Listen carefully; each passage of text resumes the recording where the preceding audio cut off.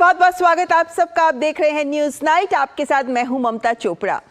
राम मंदिर जो है हम सबके आस्था का मंदिर भी, और इसके प्राण प्रतिष्ठा के कार्यक्रम में शामिल होने के लिए न्योते भेजे जा रहे हैं, लेकिन कांग्रेस पार्टी ने इस न्योते को अस्वीकार कर दिया है।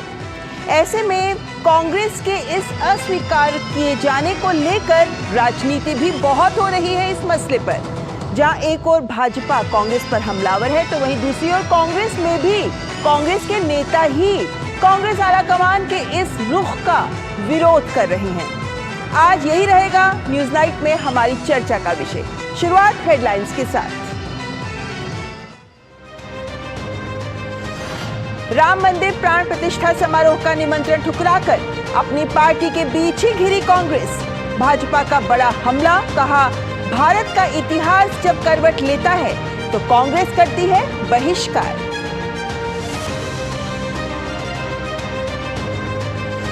अयोध्या से अहमदाबाद तक हवाई मार्ग का हुआ उद्घाटन।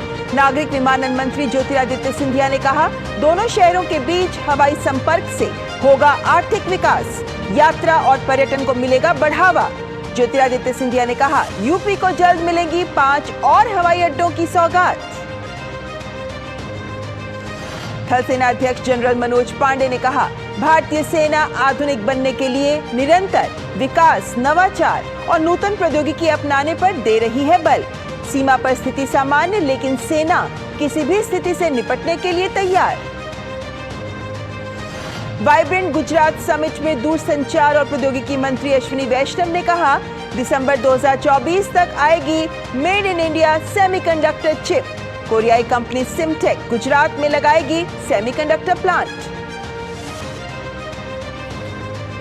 प्रत्यक्ष कर संग्रह में लगातार वृद्धि। वर्तमान वित्त वर्ष में अब तक प्रत्यक्ष कर संग्रह 17 लाख करोड़ रुपए से अधिक। ये पिछले वर्ष की समान अवधि के संकल्प संग्रह से लगभग 17% अधिक।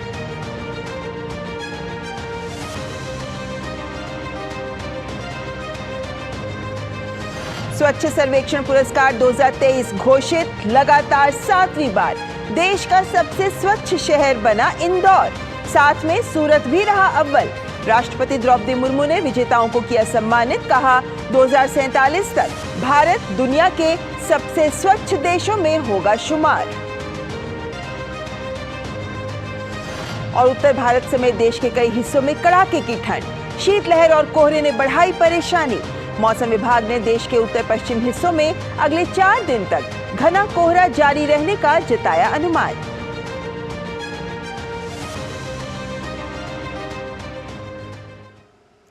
आइए शुरुआत करते हैं इस वक्त की बड़ी खबर से, जो सीधे राजनीति से जुड़ी हुई है, क्योंकि कांग्रेस द्वारा राम मंदिर में रामलला के प्राण प्रतिष्ठा कार्यक्रम को लेकर न्योता अस्वीकार किए जाने के बाद अब कांग्रेस को अपनी ही पार्टी में विरोध के सुर देखने को मिल रहे हैं। भाजपा तो कांग्रेस पर आक्रामक है ही, लेकिन कांग्रेसी नेता वे भी इसे दुर्भाग्यपूर्ण बता रहे हैं और आस्था को राजनीति से ना जोड़ने की बात कर रहे हैं। अयोध्या में 22 जनवरी को होने वाले रामलला के प्राण प्रतिष्ठा कार्यक्रम की तैयारी जोर शोर से चल रही है। इस अवसर को विशेष बनाते हुए राम जन्मभूमि तीर्थ क्षेत्र ट्रस्ट द्वारा रामलला की ओर से राजनीतिक, सामाजिक, आर्थिक और देश की मशहूर हस्तियों को इस कार्यक्रम के लिए आमंत्रित किया जा रहा है।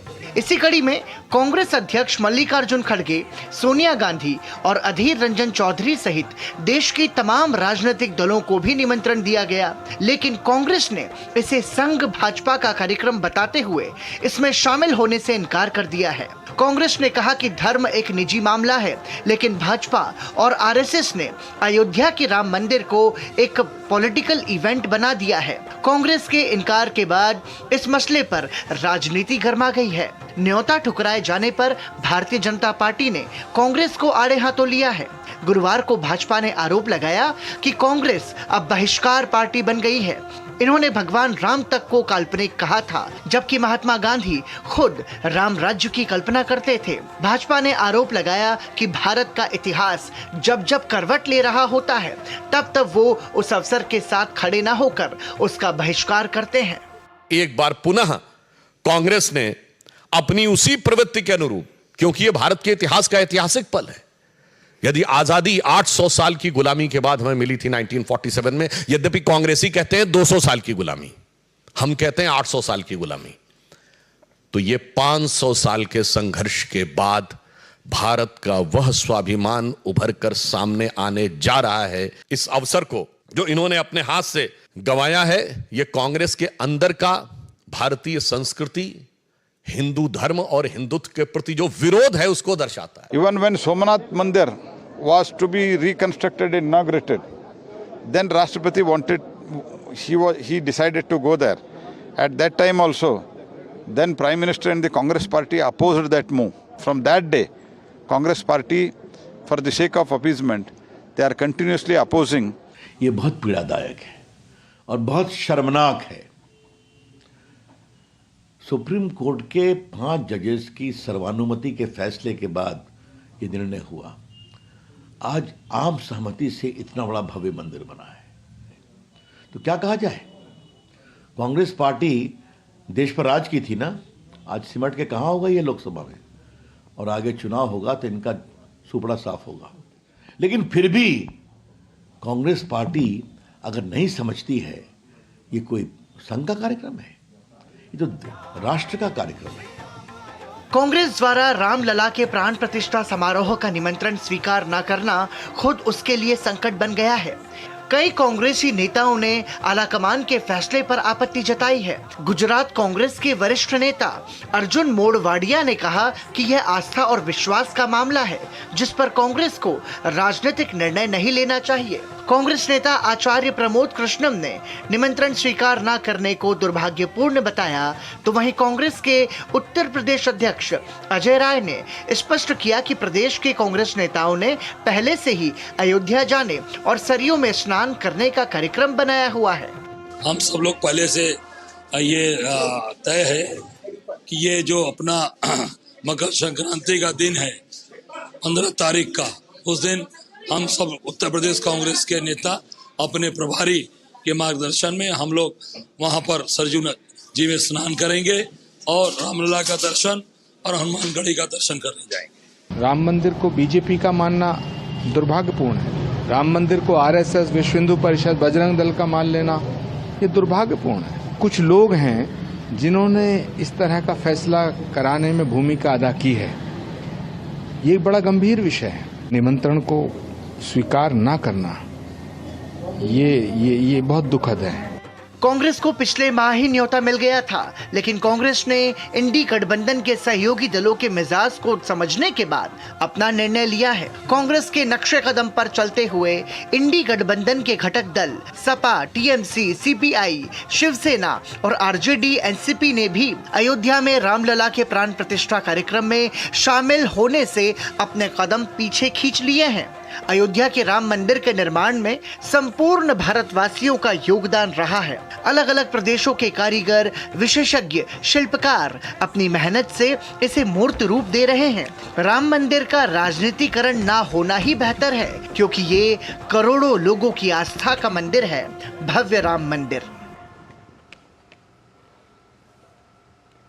तो राम मंदिर को लेकर कांग्रेस का जो रुख है उस पर आगे करेंगे चर्चा, लेकिन उससे पहले यहाँ एक ब्रेक के लिए रुकेंगे। आप बने रहें हमारे साथ, देखते रहें न्यूज़ नाइट।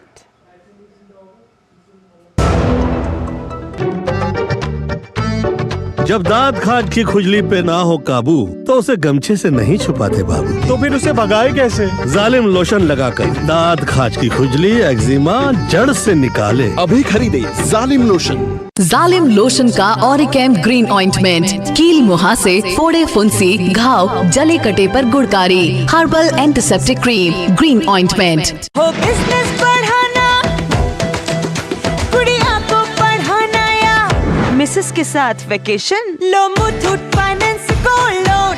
भरोसा इंडिया का, भरोसा इंडिया का। मुथूट फाइनेंस भारत का नंबर 1 सबसे भरोसेमंद financial services brand. Gold loan के लिए अभी कॉल करें 1-800-313-1212। साल, बरस और सदी नहीं, एक युग गुजर जाएगा, उम्र न पूछो वंडर की। जब फर्क नजर आएगा। वंडर सीमेंट, फर्क नजर आएगा। गोल्डी छोले मसाले, जहाँ जाए रिश्ते बनाए, जहाँ जाए रिश्ते बनाए, गोल्डी मसाले। Happy birthday my dear. अरे ये क्या, ऐप से लोन? मेरी नई स्कूटी के लिए। ओए बनो सयानी, नहीं तो पैसों पे फिर जाएगा पानी। मतलब? सुनो, ऑनलाइन लर्निंग ऐप्स को जांच परख कर आरबीआई अधिकृत बैंक एनबीएफसी से ही आप लोन लीजिए। और अधिकृत ऐप्स या अनजान लोगों से निजी जानकारी शेयर करना यानी धोखा। दादू बन गई सियानी। गिफ्ट नहीं खोलेंगे? आरबीआई कहता है इनसे सुनिए, जानकार बनिए, सतर्क रहिए। तुम्हें पता है इन्वेस्टर्स के लिए एक इन्वेस्टर प्रोटेक्शन फंड होता है IPF, लेकिन अगर तुम्हारा ट्रेड एक्सचेंज पर एग्जीक्यूट नहीं हुआ या फिर कोई गारंटीड रिटर्न्स वाली स्कीम है तो ये IPF आपकी मदद नहीं कर सकता है।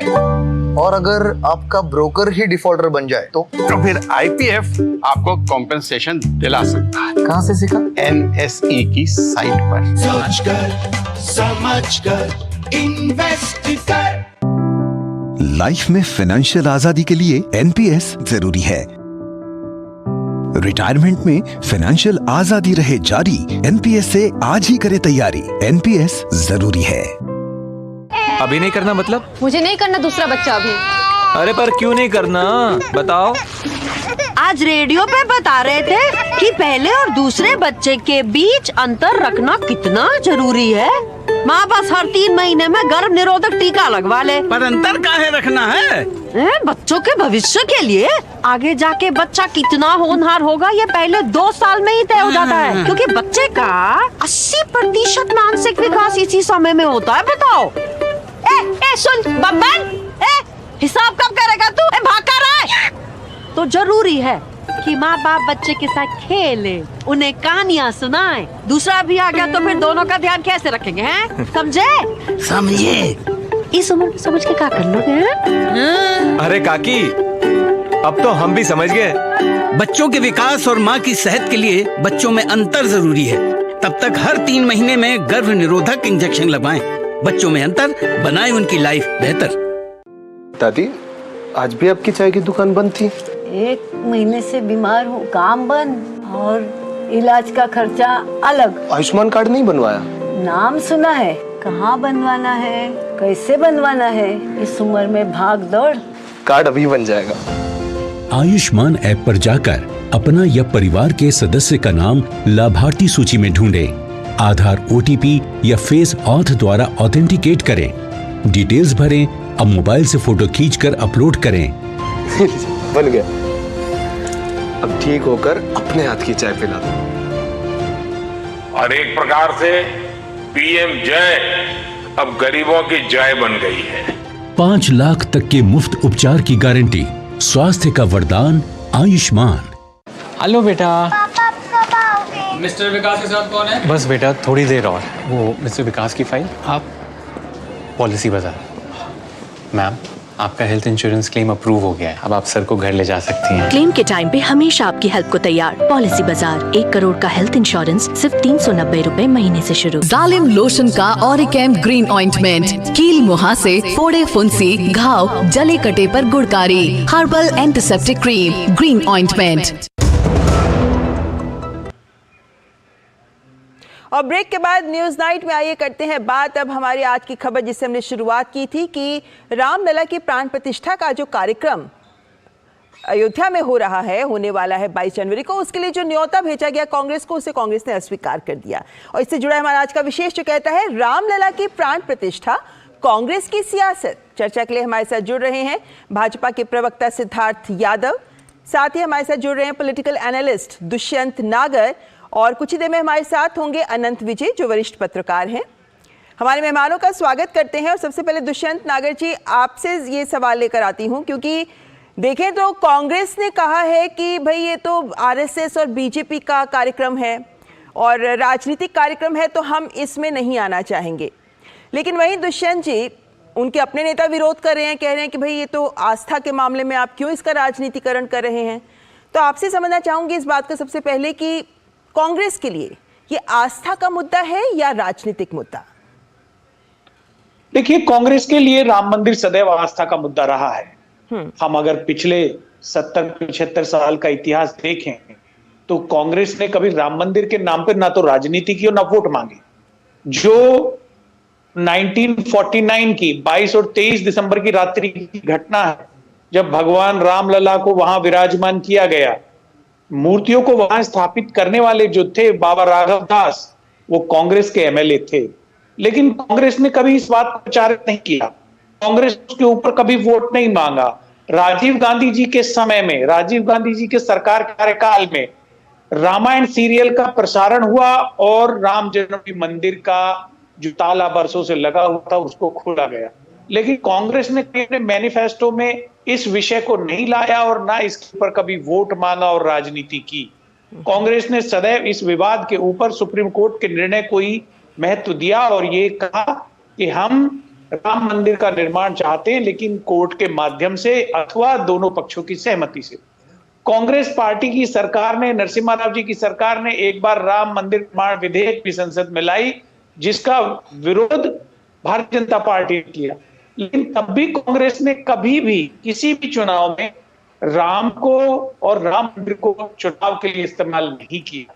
लेकिन जैसा पिछले कुछ दिन में देखा जा रहा है, टीवी डिबेट्स में सामने आए, भारतीय जनता पार्टी के लोग 22 तारीख भगवान रामलला की प्राण प्रतिष्ठा के समारोह को एक राजनीतिक कार्यक्रम रंग देने में जुटे हुए हैं। जी, आपने जो बिंदु सामने रखे हैं उसमें ये लगता है सुनकर या देखकर, 30 सेकंड और लूंगा मैडम, सिर्फ 30 सेकंड और लूंगा, सिर्फ 30 सेकंड। और पिछले जो हफ्ते 10 दिन की डेवलपमेंट है, जिसमें जो महाभाग शंकराचार्य जी हैं, हमारे चारों शंकराचार्य ने भी इसे भारतीय जनता पार्टी की राजनीतिक गतिविधि माना है और इस कार्यक्रम से दूरी बना ली। जी, आपने अपनी बात रखी, लेकिन जाहिर है कि आपकी बात का जवाब लेने के लिए सिद्धार्थ यादव जी के पास ही जाना होगा। सिद्धार्थ जी, ये जो कांग्रेस की तरफ से कहा जाए, क्योंकि हमने देखा कि कैसे आज बीजेपी ने तमाम तथ्यों को सामने रखा कि भाई कांग्रेस तो एक वक्त पे श्री राम को ही काल्पनिक बता रही थी।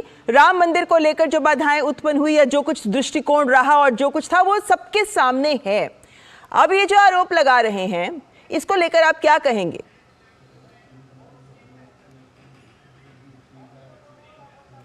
आपका म्यूट किया हुआ है सिद्धार्थ जी, जरा अनम्यूट कर लें। मेरी आवाज आ रही है आपको? जी, आ रही है। जी, देखिए आज कैसी कंफ्यूजन की स्थिति कांग्रेस पार्टी के लिए आ गई है कि आज वो अपने कंफ्यूजन से बचने के लिए पिछली पुरानी चीजें 80 के दशक की, 90 के दशक की ढूंढ के छांट के ला रहे हैं। हमने भी ऐसा किया था, हमने भी वैसा किया था, और क्या क्या किया था अगर लिस्ट पूरी पढ़ेंगे तो फिर तो सारा सच सामने आ जाएगा। किया तो ये भी था कि कोर्ट में खड़े होकर के कहा था कि प्रभु श्री राम काल्पनिक है, माता सीता काल्पनिक है, पूरी रामायण काल्पनिक है। करा तो ये भी था कि राम मंदिर का फैसला 2019 तक ना आए।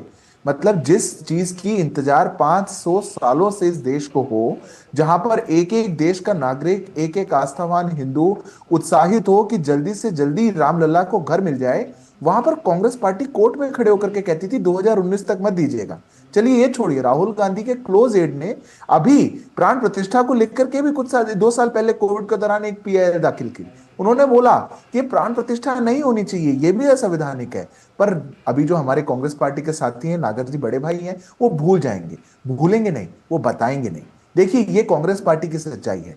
आज जब देश पूरा उत्साहित है, पूरा विश्व पूरी तरीके से उत्साहित है, वो खुशियों में डूबना चाहता है, साथ आना चाहता है, वहां कांग्रेस पार्टी अपनी तुष्टीकरण के लिए शायद एक कट्टरपंथी वर्ग को, एक समाज के सिद्धार्थ जी, ये जो शंकराचार्य जी की बात का उदाहरण देकर सामने रख रहे हैं, क्योंकि ये बात बहुत से नेता उठा रहे हैं, इसलिए मैं चाहूंगी कि इसको भी आप जरूर स्पष्टीकरण दें इस बात का। हालांकि ये बात कही भी जा चुकी है, स्पष्ट की जा चुकी है, लेकिन एक बार फिर हम चाहेंगे कि दर्शकों की जानकारी के लिए शंकराचार्य जी की बात का जो उदाहरण कांग्रेस की तरफ से और इस वक्त दुष्यंत जी की तरफ से दिया जा रहा है, उसको लेकर भी आप स्पष्टीकरण दें।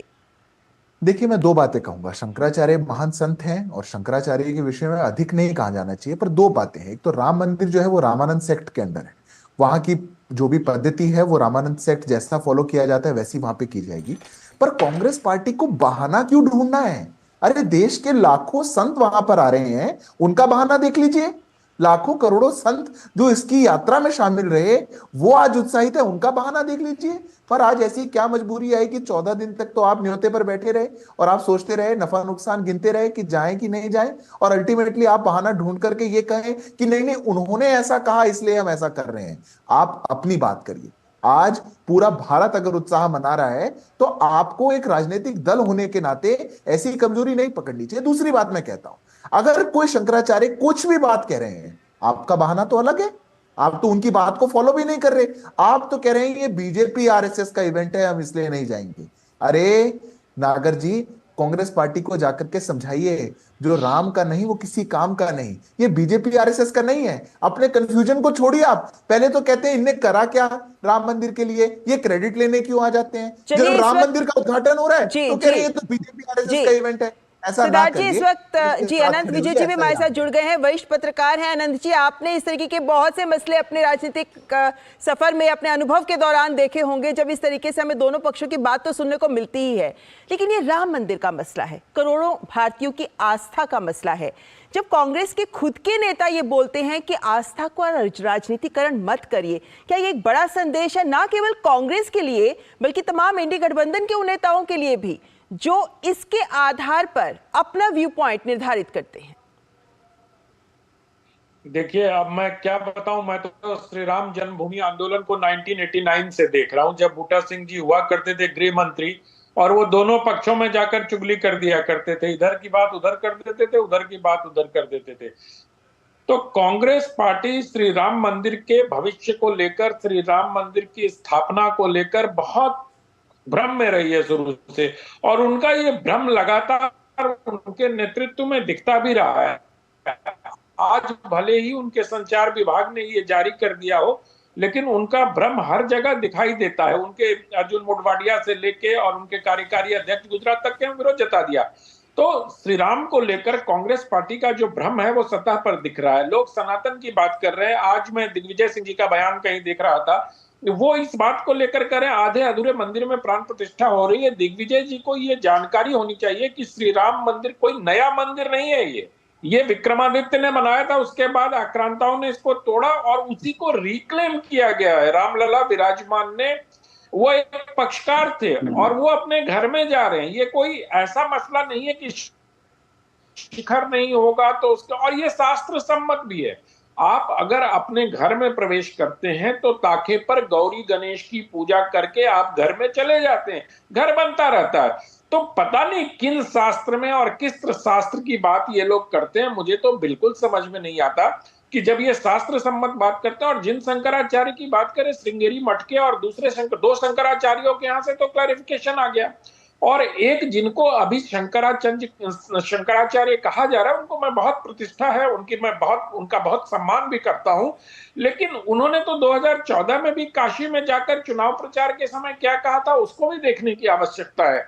तो मैं संतों से ये राष्ट्र अपेक्षा करता कि अगर आपको राजनीति करनी हो तो खुलकर राजनीति करें। संत के आवरण में, किसी पद प्रतिष्ठा मर्यादा के आवरण में राजनीति नहीं करनी चाहिए। और आज पूरा देश श्री राम जन्मभूमि पर जो भव्य और नव्य मंदिर बन रहा है उसको लेकर इतना उत्साहित है। पूरी सनातनी, जितने भी आप देखिए आज फिल्में बन रही हैं, किताबें लिखी जा रही हैं, ये अनायास नहीं है, बच्चों के लिए कॉमिक्स तैयार किए जा रहे हैं। तो ये स्वतः स्फूर्त हो रहा है। फिल्म बनाने में भी अगर आप राजनीति देखेंगे, पुस्तक जो स्कॉलर्स लिख रहे हैं उसमें भी राजनीति देखेंगे, बच्चों के लिए कॉमिक्स बनाए जा रहे हैं उसमें भी राजनीति देखेंगे। तो ऐसा नहीं हो सकता है। राम जो है हमारे देश में बहुत, कांग्रेस के एक बड़े नेता ने कहा था कि इस देश में दो ही भाषा लोग समझते हैं, एक रामायण की और एक महाभारत की। तो आप अगर देखें तो इसको राजनीति से ऊपर रखना चाहिए, लेकिन कांग्रेस पार्टी राम जन्मभूमि को लेकर भ्रमित है, और इस भ्रम का कारण कांग्रेस पार्टी में मौजूद वामपंथी सोच वाले नेता हैं।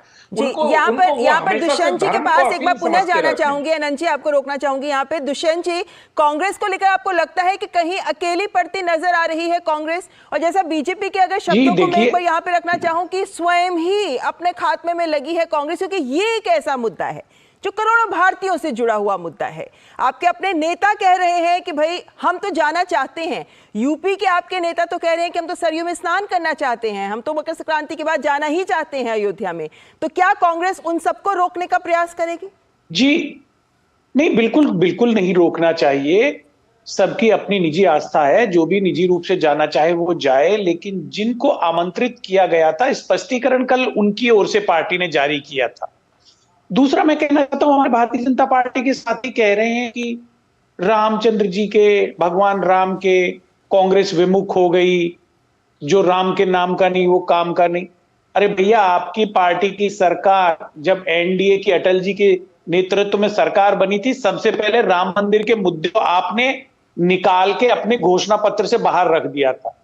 तो सत्ता की प्राप्ति के लिए राम जब आपको अनुकूल होते हैं तो आप उनको शामिल कर लेते हो मुद्दे को, और जब आपको लगता है कि हमारी गठबंधन की सरकारें नहीं चलेंगी तो बाहर कर देते हो। तो ये काम तो भारतीय जनता पार्टी ने किया है।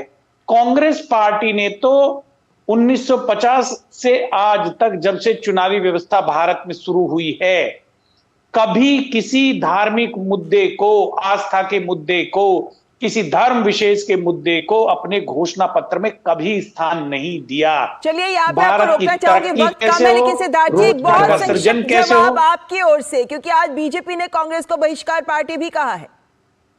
नहीं, बिल्कुल बहिष्कार पार्टी कहना ही पड़ेगा जब हर चीज का बहिष्कार कर रहे हैं और भारतीय चीजों का बहिष्कार कर रहे हैं। अभी नागर जी ने कह दिया कि ये तो हमने कभी कोई धर्म की बात नहीं, धर्मनिरपेक्ष हैं हम तो। ये सेक्युलरिज्म, झूठा सेक्युलरिज्म ही तो आपकी मजबूरी है। राम धर्म का विषय नहीं है, ये भारतीय आस्था का विषय है, ये भारतीय अस्मिता का विषय है। जिस दिन आप ये समझ जाएंगे आपका उद्धार हो जाएगा, पर आपकी पार्टी ये बात नहीं समझ पाई। दूसरी बात, आपने कहा कि हम तो राजनीति के कारण, राजनीति को करने के लिए हम अनुकूलता देखते हैं। अरे हम कहाँ अनुकूलता देते हैं? हम तो वर्षों से आपकी गाली खाते आए, गाली कम पड़ जाती थी तो गोली खाते आए, पर हम तो यही कहते आए कि सौगंध राम की खाते हैं, मंदिर वहीं बनाएंगे। और आज आप टीवी पर बैठकर अगर ये बताएंगे कि ये बीजेपी वाले अनुकूलता देखते या नहीं देखते, अरे हमारे लिए कमिटमेंट का विषय था। हमारे साथ तो वो आए जो जानते थे कि मुझे लगता है सिद्धार्थ जी की जो जनता है, जनता सब जानती है, यही राजनीति हो रही है। यही मैं कहना चाहता हूं कि भारतीय जनता पार्टी का किस प्रकार से दोगला रवैया है। आस्था के विषय पर राजनीति ना हो, यही एक बड़ा संदेश है जो देश की जनता भी चाहती है कि हमारे राजनेता आज मंच से दे। फिलहाल बहुत बहुत शुक्रिया मेरे सभी मेहमानों का हमारे साथ जुड़ने के लिए। वक्त इतना ही है और यहाँ पर एक ब्रेक का टाइम हो चुका है, ब्रेक लेंगे यहाँ पे, लेकिन उसके बाद न्यूज नाइट में हाजिर होंगे दिन की और सभी बड़ी खबरों को साथ लेकर। आप बने रहे हमारे साथ। मुथूट फाइनेंस, भारत का नंबर 1 सबसे भरोसेमंद financial services brand. Gold loan के लिए अभी कॉल करें 1-800-313-1212। गोल्डी छोले मसाले, जहाँ जाए रिश्ते बनाए, जहाँ जाए रिश्ते बनाए, गोल्डी मसाले। साल, बरस और सदी नहीं, एक युग गुजर जाएगा, उम्र न पूछो वंडर की, जब फर्क नजर आएगा। वंडर सीमेंट, फर्क नजर आएगा। मोदी सरकार की गारंटी, किसानों को हर साल रुपए 6,000, 11 करोड़ 80 लाख किसानों को अब तक 2,60,000 करोड़ रुपए की सहायता। हमारा संकल्प विकसित Bharat. Sir, berry pulao try करो, मस्त है। कैसा है? अरे उसको काहे को घूरता है? टिप्स इग्नोर करने का, अपना दिमाग लगाकर ऑर्डर देने का। मार्केट का स्टॉक टिप्स बहुत लोग देता है, डेंजरस हो सकता है। कंपनी और रिस्क पूरा समझने का, फिर इन्वेस्ट करने का। सोचकर समझकर इन्वेस्ट कर। लाइफ में फाइनेंशियल आजादी के लिए एनपीएस जरूरी है। रिटायरमेंट में फाइनेंशियल आजादी रहे जारी, एनपीएस से आज ही करे तैयारी। एनपीएस जरूरी है। क्या चिंता आपकी परीक्षा की तैयारी में बाधा बन रही है और आप परिणामों के बारे में चिंतित हैं? टेलीमानस के 14416 पर संपर्क करें। जब से माँ को नानी के यहाँ भेजा, कितने चिड़चिड़े हो गए हो। बेटा टीबी है उसको। टीबी का इलाज तो यहाँ भी हो सकता है, फिर क्यों भेज दिया? अगर वो यहाँ रहती ना तो लोग कन्नी काट रहे होते हमसे। मुझे लोग नहीं, मम्मी। अरे क्या अर्जुन,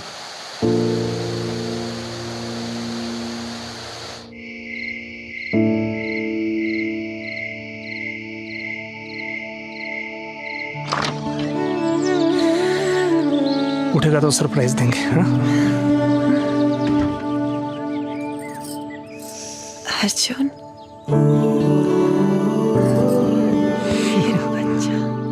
बहुत मिस कर रहा था तुमको, और मैं भी टीवी रिमोट का सर पर समझ नहीं पा रहा था। अपनों का जोड़ है टीबी का तोड़, तो फिर भेदभाव क्यों? टीबी के इलाज में अपनों का साथ दें। जालिम लोशन का ऑरिकैम ग्रीन ऑइंटमेंट, कील मुहासे, फोड़े फुंसी, घाव, जले कटे पर गुड़कारी, herbal antiseptic cream, green ointment. और ब्रेक के बाद न्यूज नाइट में आइए रुक कर लेते हैं अयोध्या से जुड़ी कुछ खबरों का, क्योंकि 22 तारीख को रामलला की प्राण प्रतिष्ठा से पहले तैयारियां पूरी हो चुकी हैं। क्या कुछ तैयारियां हैं, आइए ये भी तस्वीर आपके सामने रखते हैं। कुछ बिंदु आपके सामने रखना चाहेंगे, क्योंकि श्रद्धालु बड़ी तादाद में आएंगे तो बहुत सी तैयारियां पुख्ता हैं। क्योंकि अगर हम सिक्योरिटी को देखकर बात करें तो हम पाते हैं कि सुरक्षा को लेकर पुख्ता इंतजाम, पूरे शहर में सीसीटीवी कैमरे से निगरानी करने का पूरा इंतजाम किया गया है। यानी आप ये कह सकते हैं कि थल, नभ, जल तीनों स्तर पर सुरक्षा के पुख्ता इंतजाम है। और इस वजह से एसडीआरएफ की बात करें, एनडीआरएफ की बात करें, तमाम सुरक्षा बल, उन्हें पूरी जिम्मेदारी दी गई है, उनकी टीमें भी तैनात हो चुकी हैं। ऐसे में सुरक्षा के तो इंतजाम है ही, लेकिन साथ ही साथ सरयू में भी पेट्रोलिंग की जाएगी बोट के माध्यम से। तो जैसा मैंने कहा, थल, नभ, जल तीनों स्तर पर सुरक्षा कड़ी। लेकिन साथ ही हवा की बात करें तो यहाँ एंटी ड्रोन सिस्टम के माध्यम से पूरी सुरक्षा की गई है। श्रद्धालु चूंकि भारी तादाद में आएंगे, इसलिए विशेष स्वास्थ्य इंतजाम भी किए गए हैं। अस्पतालों में डॉक्टरों की संख्या बढ़ाई गई है, अतिरिक्त बिस्तर भी लगाए गए हैं इत्यादि। कुंभ मेले की तर्ज पर स्वच्छता का भी खास ध्यान रखा जा रहा है। स्वच्छता कर्मचारी तो लगे ही हैं अतिरिक्त, लेकिन साथ ही साथ अगर हम देखें तो प्लास्टिक मुक्त अयोध्या नगरी का पूरा प्रयास किया जा रहा है। स्वच्छ शहर बनाए जाए, डस्टबिन लगाए जाए जगह जगह पर इत्यादि, जो जो कदम उठाए जाने चाहिए स्वच्छता को लेकर वो उठाए गए हैं। साथ ही लखनऊ, वाराणसी, प्रयागराज से अयोध्या तक ग्रीन कॉरिडोर भी बनाया गया है। और ये कुछ पहल हैं जो स्वास्थ्य को लेकर की गई हैं। लेकिन श्रद्धालु जब आएंगे तो उनको बहुत सी सुविधाएं चाहिए, जैसे अतिरिक्त पार्किंग की बात करें, अतिरिक्त बिस्तरों की बात करें, आश्रय स्थलों में अतिरिक्त बिस्तरों की बात करें, या भोजन भंडारे की बात करें इत्यादि, ये सभी सुविधाएं श्रद्धालुओं के लिए मुहैया हो सके, इसे भी सुनिश्चित किया गया है।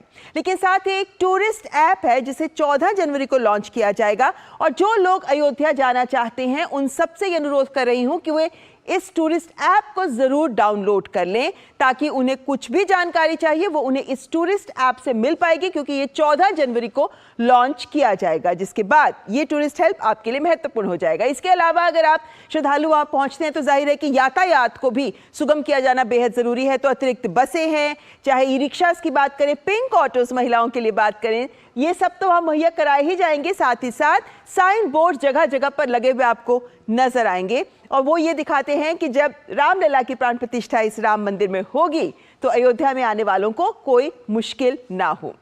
लेकिन साथ ही अयोध्या को चूंकि हम जानते हैं कि अंतर्राष्ट्रीय स्तर का एयरपोर्ट मिल चुका है, नाम हम जानते हैं महर्षि वाल्मीकि अंतर्राष्ट्रीय हवाई अड्डा, और अब अयोध्या और अहमदाबाद के बीच सीधी उड़ान शुरू हो गई है।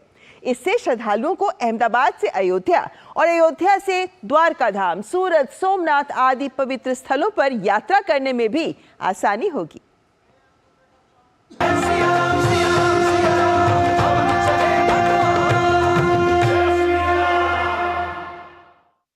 नागरिक उड्डयन मंत्री ज्योतिरादित्य सिंधिया ने गुरुवार को वर्चुअल माध्यम से अयोध्या और अहमदाबाद के बीच सीधी उड़ान का उद्घाटन किया। इस उद्घाटन के साथ अहमदाबाद से अयोध्या तक सप्ताह में 3 सीधी उड़ानें शुरू हो जाएंगी। इस अवसर पर ज्योतिरादित्य सिंधिया ने कहा कि अयोध्या और अहमदाबाद के बीच सीधी उड़ान से दोनों शहरों के बीच हवाई संपर्क को और बढ़ावा मिलेगा। उन्होंने कहा कि एक तरफ अहमदाबाद भारत की आर्थिक ताकत का प्रतीक है और दूसरी तरफ अयोध्या भारत की आध्यात्मिकता का प्रतीक है। आज इस फ्लाइट के आधार पर केवल 2 शहरों को नहीं जोड़ा जा रहा है, लेकिन इससे आर्थिक विकास की पहिया को गति दी जाएगी, पर्यटन की पहिए को गति दी जाएगी, धार्मिक क्षमता की पहिए को गति दी जाएगी, और पूर्ण रूप से दोनों राज्यों के लोगों और श्रद्धालुओं को जोड़ने को भी एक नवीन गति दी जाएगी। पिछले 9 वर्षों में उत्तर प्रदेश में नागरिक उड्डयन क्षेत्र के विकास के बारे में बात करते हुए ज्योतिरादित्य सिंधिया ने कहा कि 2014 में उत्तर प्रदेश में केवल 6 हवाई अड्डे थे और अब अयोध्या में नए बने हवाई अड्डे सहित 10 हवाई अड्डे हैं। उन्होंने कहा कि अगले महीने तक उत्तर प्रदेश में 5 और हवाई अड्डे होंगे। ये हवाई अड्डे आजमगढ़, अलीगढ़, मुरादाबाद, श्रावस्ती और चित्रकूट में होंगे। ज्योतिरादित्य सिंधिया ने कहा कि इसके अलावा इस साल के अंत तक जेवर में एक अंतर्राष्ट्रीय हवाई अड्डा भी तैयार हो जाएगा। उत्तर प्रदेश के लिए 5 नए हवाई अड्डे अलीगढ़, आजमगढ़, श्रावस्ती, चित्रकूट और मुरादाबाद 5 एक साथ हम आने वाले दिनों में अगले 1 माह के अंदर ही हम लोग उसका लोकार्पण करेंगे। जेवर में अंतर्राष्ट्रीय स्तर का विमानतल बनने जा रहा है और इस साल के अंत तक वो भी तैयार हो जाएगा। 6 से 19 हवाई अड्डे एक ही प्रदेश में स्थापित होने जा रहे हैं, जो अपने आप में एक रिकॉर्ड है। इस मौके पर उत्तर प्रदेश के मुख्यमंत्री योगी आदित्यनाथ ने कहा कि अयोध्या अहमदाबाद के बीच सेवा से श्रद्धालुओं को अहमदाबाद से अयोध्या और अयोध्या से द्वारका धाम, सूरत, सोमनाथ आदि पवित्र स्थलों की यात्रा करने में आसानी होगी। अहमदाबाद और गुजरात से जुड़े हुए श्रद्धालु जनों को अयोध्या आने में, इस सेवा का उपयोग करने में और आसानी से अयोध्या तक पहुंच बनाने में उन्हें मदद मिलेगी। या अयोध्या से अहमदाबाद या सूरत या सोमनाथ या द्वारिका धाम या अन्य पवित्र स्थलों की यात्रा करने के लिए जो भी श्रद्धालु जाने का इच्छुक होगा, या आसानी से वायु सेवा उन्हें उनके गंतव्य तक पहुंचाने में बहुत महत्वपूर्ण भूमिका का निर्वहन कर पाएगी। नागरिक उड्डयन मंत्री ने बताया कि वर्तमान में महर्षि वाल्मीकि अंतर्राष्ट्रीय हवाई अड्डा 6500 वर्ग मीटर के क्षेत्र में बनाया गया है, जिसमें व्यस्त समय में 600 हवाई यात्रियों को संभालने की क्षमता है, जिसे अगले चरण में 50,000 वर्ग मीटर तक विस्तारित किया जाएगा और क्षमता को 3,000 यात्रियों तक बढ़ाया जाएगा। इसी प्रकार 2200 मीटर लंबे रनवे को बढ़ाकर 3700 मीटर तक किया जाएगा, ताकि अंतर्राष्ट्रीय उड़ानों के लिए बड़े विमान भी अयोध्या से ही चल सकें। उर्मिलेश भट्ट की रिपोर्ट, डीडी न्यूज।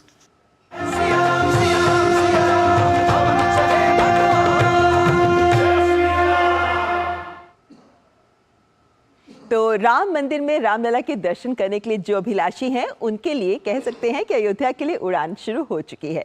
आइए बात कर लेते हैं राम मंदिर की प्राण प्रतिष्ठा से पहले जुड़े अद्भुत संयोग की। आज से 57 साल पहले नेपाल में प्रभु श्री राम और माता सीता का एक डाक टिकट जारी हुआ था, जिस पर 2024 लिखा हुआ था। इस अद्भुत संयोग ने सबको चौंका दिया है। इस पर विक्रम संवत 2024 लिखा है।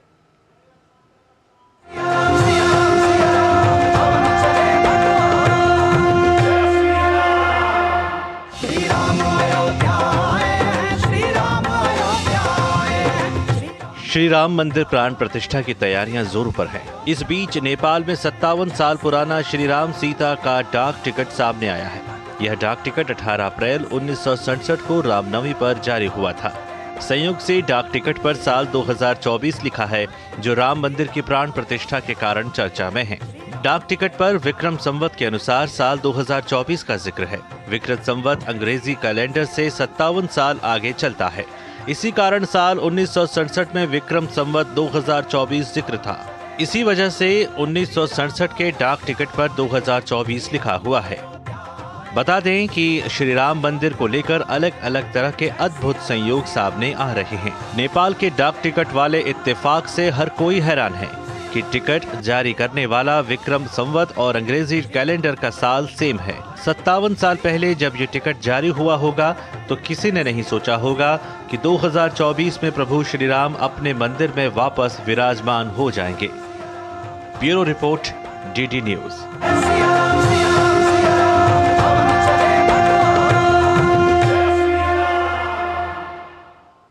तो श्री राम लला की प्राण प्रतिष्ठा से पहले श्री राम को लेकर, रामायण को लेकर, अयोध्या को लेकर बहुत से ऐसे तथ्य हैं जो लगातार सामने आ रहे हैं। फिलहाल यहाँ पर रुकेंगे एक ब्रेक के लिए, लेकिन आप बने रहे हमारे साथ, देखते रहे न्यूज़ नाइट। अगर छोले बने तो गोल्डी गोल्डी छोले मसाले, जहाँ जाए रिश्ते बनाए। जहाँ जाए रिश्ते बनाए गोल्डी मसाले। लाइफ में फाइनेंशियल आजादी के लिए एनपीएस जरूरी है। रिटायरमेंट में फाइनेंशियल आजादी रहे जारी, एनपीएस से आज ही करे तैयारी। एनपीएस जरूरी है। तुम्हें पता है इन्वेस्टर्स के लिए कि इन्वेस्टर प्रोटेक्शन फंड होता है IPF, लेकिन अगर तुम्हारा ट्रेड एक्सचेंज पर एग्जीक्यूट नहीं हुआ या फिर कोई गारंटीड रिटर्न्स वाली स्कीम है तो ये IPF आपकी मदद नहीं कर सकता है। और अगर आपका ब्रोकर ही डिफॉल्टर बन जाए तो फिर IPF आपको कॉम्पेंसेशन दिला सकता है। कहाँ से सीखा? NSE की साइट पर। सोच कर समझ कर इन्वेस्ट कर। माँ ये खीर किसके लिए? आज तेरे दादाजी का जन्मदिन है, उनके लिए। तो मैं दादाजी को क्या दूँ? अपना मोबाइल फोन देना। ये क्या कर रही है? दादाजी के लिए आयुष्मान कार्ड बना रही हूँ। घर बैठे? हाँ। आयुष्मान ऐप पर जाकर अपना या परिवार के सदस्य का नाम लाभार्थी सूची में ढूंढें, आधार, OTP या फेस ऑथ द्वारा ऑथेंटिकेट करें, डिटेल्स भरें। अब मोबाइल से फोटो खींचकर अपलोड करें। दादाजी ये लीजिए अपना आयुष्मान कार्ड। ये उपहार तो जीवन भर काम आएगा। और एक प्रकार से PM जय अब गरीबों की जय बन गई है। 5 लाख तक के मुफ्त उपचार की गारंटी, स्वास्थ्य का वरदान आयुष्मान। जनजातीय गौरव दिवस पर माननीय प्रधानमंत्री श्री नरेंद्र मोदी ने की PM आदिवासी न्याय महाअभियान यानी PM जनमन की शुरुआत। 24,104 करोड़ रुपए से 28 लाख आदिवासियों को अब मिलेगा अनेक सरकारी योजनाओं के लाभ के साथ साथ अपने सपनों का पक्का घर, पक्की सड़क, बिजली, नल से जल और आयुष्मान भारत के तहत मुफ्त इलाज की सुविधा। हो बिजनेस बढ़ाना, गुड़िया को पढ़ाना या मिसेस के साथ वेकेशन, लो मुथूट फाइनेंस गोल्ड लोन, भरोसा इंडिया का। मुथूट फाइनेंस भारत का नंबर 1 सबसे भरोसेमंद financial services brand. Gold loan के लिए अभी कॉल करें 1-800-313-1212। साल, बरस और सदी नहीं, एक युग गुजर जाएगा। उम्र न पूछो वंडर की, जब फर्क नजर आएगा।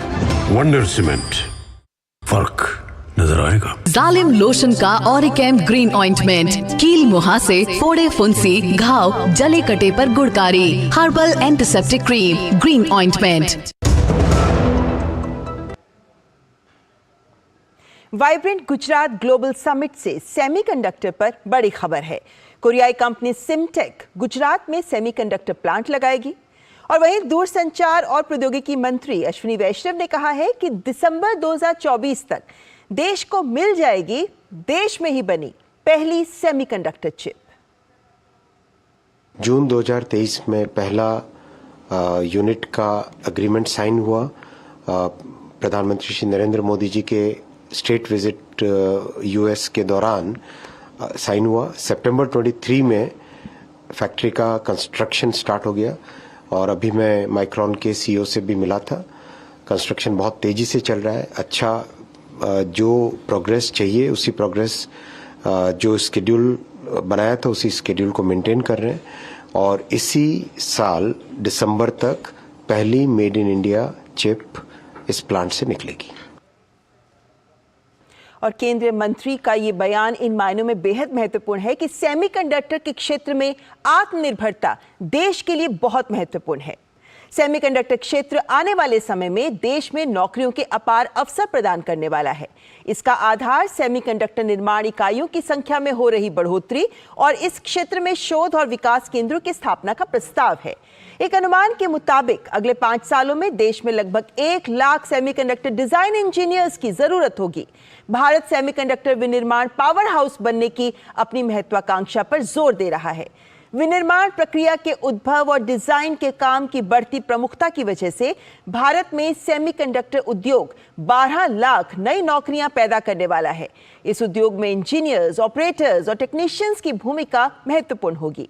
साथ ही इन पदों पर नियुक्ति के लिए कुशल लोगों की संख्या फिलहाल बेहद कम है। आने वाले समय में भारत के सेमीकंडक्टर उद्योग में विकास और मांग बढ़ने से अलग अलग क्षेत्रों में लगभग 12 लाख कुशल कामगार पैदा होंगे। तो अपार नौकरियों की संभावना है सेमीकंडक्टर क्षेत्र में।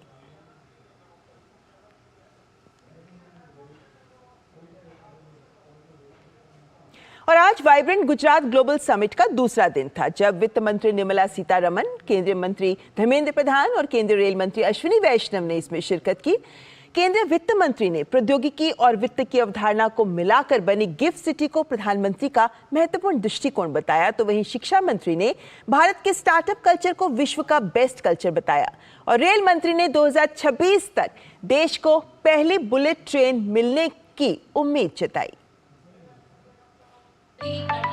वाइब्रेंट गुजरात ग्लोबल समिट के दूसरे दिन केंद्रीय वित्त मंत्री निर्मला सीतारमण ने अपने संबोधन में कहा कि पूरी दुनिया के सभी देश विकास के लिए पूंजी पर ध्यान केंद्रित किए रहते थे, जबकि गिफ्ट सिटी की स्थापना के दौरान प्रधानमंत्री का दृष्टिकोण था कि प्रौद्योगिकी और वित्त को मिलाकर ही नवनिर्मित अंतर्राष्ट्रीय वित्तीय सेवा केंद्र वास्तव में पूरी ऊर्जा के साथ काम कर सकेगा। All financial hubs, let us say the special economic zones for financial purposes set up over the centuries across the world, looked at capital as the first concern. So the capital aspect dominated most of these financial special economic zones. This observation was made before the Prime Minister yesterday, which has that distinction, unique distinction, that it has looked at finance together with technology. Even at the time of conceptualizing Gift City, the Honorable Prime Minister has had the vision that without fusing technology and finance, the newly created International Financial Services Center is not going to be really coming out with full energy. वहीं केंद्रीय मंत्री धर्मेंद्र प्रधान ने vibrant Gujarat global summit में भविष्य के लिए कार्यबल का निर्माण, उद्योग 4.0 के लिए कौशल का विकास विषय पर सेमिनार को संबोधित किया। उन्होंने भारत के स्टार्टअप कल्चर को विश्व का बेस्ट कल्चर बताया। धर्मेंद्र प्रधान ने कहा कि पिछले 9 सालों में स्टार्टअप में जबरदस्त वृद्धि दर्ज की गई है। In 2023, due to Honorable Prime Minister's vision and drive, the number has risen manifold to 1.2 lakhs. There has been more than 300 times rise in the just 9 years. With 100 plus unicorns, India is the third largest startup ecosystem in the world. Honorable Prime Minister has said, well, startups are changing the rules of the game. That's why I believe startups are going to be the backbone of new India. Vibrant Gujarat global summit में केंद्रीय rail मंत्री अश्विनी वैष्णव ने कहा कि bullet train project पर बहुत तेजी से काम चल रहा है। 270 किलोमीटर काम पूरा हो गया है और 2026 में पहली बुलेट ट्रेन सूरत से बिलीमोरा के बीच चलने की पूरी तैयारी है। The bullet train project is going on at a very rapid pace. प्रधानमंत्री श्री नरेंद्र मोदी जी का जो विजन है, मुंबई से अहमदाबाद को बुलेट ट्रेन से जोड़ के एक देश में नई मिसाल कायम करने का, 270 किलोमीटर 270 किलोमीटर्स काम प्रैक्टिकली कंप्लीट हो गया है और 2026 में पहली बुलेट सूरत से बिलीमोरा के बीच में चलने की पूरी तैयारी है। वाइब्रेंट गुजरात ग्लोबल समिट में कई विषयों पर सत्रों का आयोजन किया जा रहा है। गृह मंत्री अमित शाह शुक्रवार को वाइब्रेंट गुजरात समिट में शामिल होंगे। ब्यूरो इनपुट के साथ मेघना देव की रिपोर्ट, डीडी न्यूज। सेना प्रमुख जनरल मनोज पांडे ने प्रेस वार्ता कर कई विषयों पर अहम जानकारी दी है। उन्होंने चीन के साथ विवाद के मुद्दे पर कहा कि स्थिति सामान्य पर संवेदनशील है। उन्होंने जोर देते हुए ये भी कहा कि एलएसी पर जितनी भी फोर्स तैनात करने की जरूरत होगी, हम तैनात करते रहेंगे। Currently, our attempt is to continue to talk and continue with the talks to go back to the status quo ante which existed in the middle of 2020. And once that happens, we can then look at the larger issues of maybe troop reduction and the likes. But that is our first aim to achieve. Till the time, whatever forces are required to be deployed along the LAC, we'll continue to do that. देश की अर्थव्यवस्था के क्षेत्र में अच्छी खबर है। 10 जनवरी 2024 तक के अंतिम आंकड़ों के मुताबिक प्रत्यक्ष कर संग्रह में लगातार वृद्धि दर्ज की जा रही है। प्रत्यक्ष कर सकल संग्रह 17,18,000 करोड़ रुपए दर्ज किया गया, जो पिछले वर्ष की इसी अवधि के सकल संग्रह की तुलना में 16.77% अधिक है। प्रत्यक्ष कर संग्रह रिफंड का 14,70,000 करोड़ रुपए है, जो पिछले वर्ष की इसी अवधि के लिए निवल संग्रह की तुलना में 19.41% अधिक है। ये संग्रह वित्त वर्ष 2023-24 के लिए प्रत्यक्ष करों के कुल बजट अनुमान का 80.61% है।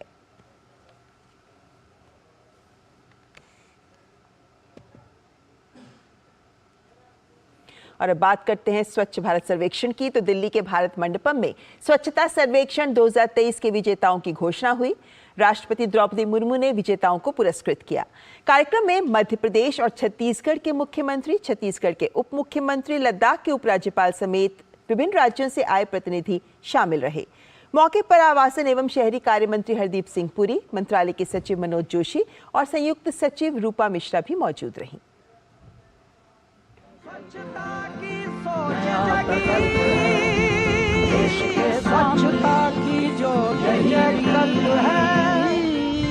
स्वच्छता की सोच जगी। मध्य प्रदेश का इंदौर शहर स्वच्छता के 7वें आसमान पर है।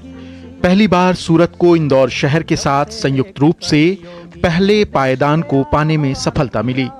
वहीं तीसरे पायदान पर नवी मुंबई शहर रहा। तीनों शहर को ये पुरस्कार 1 लाख से अधिक जनसंख्या श्रेणी में हासिल हुआ। बात राज्यों की हो तो महाराष्ट्र अव्वल स्थान पर, मध्य प्रदेश दूसरे और छत्तीसगढ़ तीसरे सबसे स्वच्छ राज्यों की श्रेणी में पुरस्कृत हुए। कार्यक्रम में महामहिम ने स्वच्छता को भारत की महान विरासत और संस्कृति का अभिन्न अंग बताया। आप सब स्वच्छता के दूत की तरह अपने अपने क्षेत्रों में जागरूकता का प्रसार करें और सबको स्वच्छता कार्यों के लिए प्रेरित करें। मुझे पूरा विश्वास है कि आज के पुरस्कार विजेताओं से प्रेरणा लेकर सभी लोग और संस्थान स्वच्छता की दिशा में अपने प्रयासों को और अधिक सुदृढ़ करेंगे। चंडीगढ़ सर्वश्रेष्ठ सफाई मित्र सुरक्षित शहरों से नवाजे गए।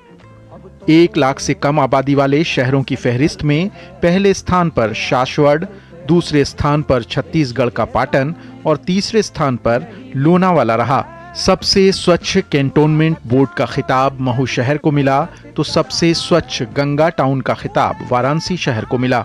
साल 2016 में 73 शहरों से शुरू हुए स्वच्छता सर्वेक्षण का कारवां साल 2023 तक 4,447 शहरों तक पहुंच गया। शहरों में कचरा प्रबंधन का ग्राफ 15% से बढ़कर 76% तक पहुंचा है। That assessors visited 1,100,000 waste processing facilities, landfills, dump sites and public toilets across 4,447 cities. Citizen participation exceeded over 12 crores in this edition of the survey. सर्वेक्षण ने शहरों के बीच प्रतिस्पर्धा बढ़ा दी है। जन भागीदारी, नवाचार, आपसी समन्वय और अपने शहरों के लिए कुछ कर गुजरने का जज्बा एक दूसरे शहर पर भारी है।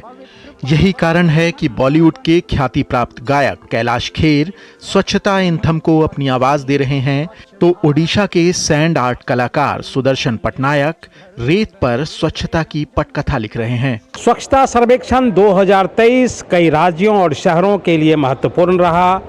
राज्यों की बात करें तो महाराष्ट्र शहर ने पहला पायदान हासिल किया, तो छत्तीसगढ़ को 6 पुरस्कार मिले और जो शहरों में जो पहला पायदान इंदौर शहर का था, उसके साथ एक और नाम सूरत शहर का जुड़ गया।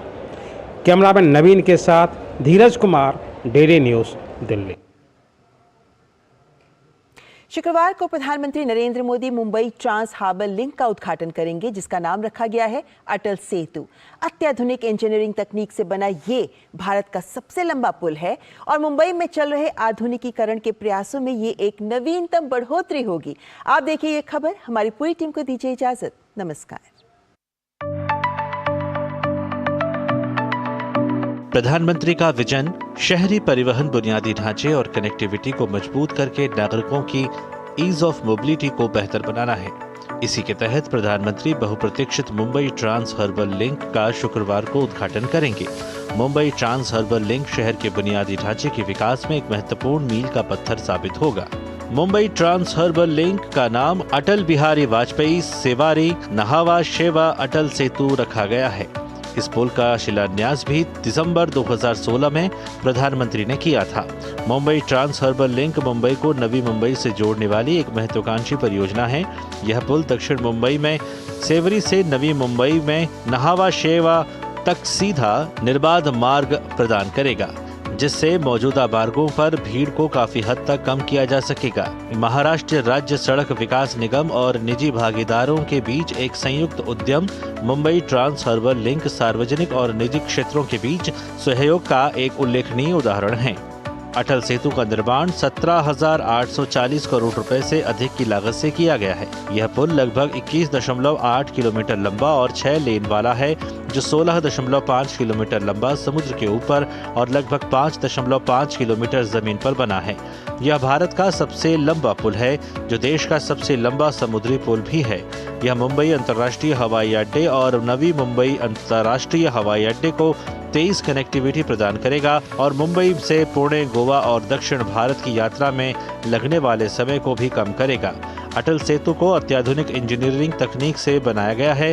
पुल को पर्यावरण अनुकूल सिद्धांतों को ध्यान में रखते हुए डिजाइन किया गया है, जिससे आसपास के पर्यावरण पर इसका प्रभाव कम से कम हो। अटल सेतु आगामी नवी मुंबई अंतर्राष्ट्रीय हवाई अड्डे JNPT पोर्ट के बीच कनेक्टिविटी प्रदान करेगा, जिससे नवी मुंबई के आर्थिक विकास को गति मिलेगी।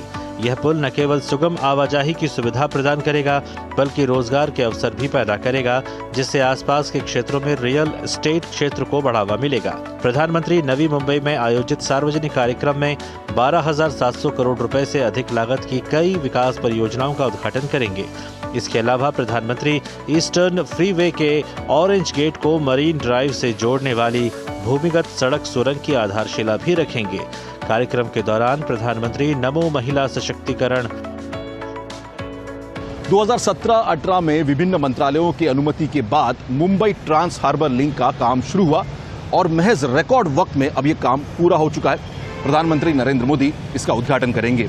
Mumbai trans harbour link Mumbai से नवी मुंबई को जोड़ता है और ये रास्ता जो है समुंदर से जाता है। अब कई घंटों का सफर कुछ ही मिनटों में तय हो पाएगा। हालांकि इसमें अगर देखा जाए तो वक्त जो है जरूर बचेगा, लेकिन साथ साथ ईंधन की भी बचत होगी। और हम देखा जाए तो मुंबई और नवी मुंबई के लिए आने वाले समय में अगर देखा जाए तो इकोनॉमिक कॉरिडोर के नए आयाम भी खुलेंगे। कैमरा अरुण विल्सन के साथ शीर शिलार, DD न्यूज, मुंबई।